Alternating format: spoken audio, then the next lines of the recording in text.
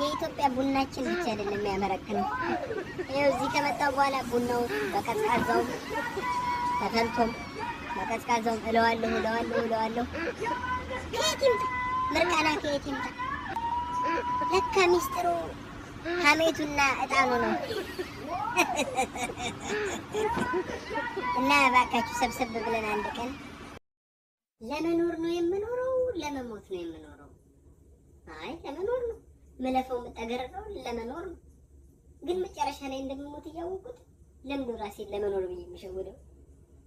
በቃ ለመሞት ነው። ለመሞት ከሆነ ደግሞ ለምደው ጊዜ የማቃጥለው ለምን ካሁኑ ድብን አልልም? እናንተ ብቻ ለማበድ ተዘጋጁ። እኔ እናንተን ለማሳበድ ቆርጬ እየሰራሁ ነው።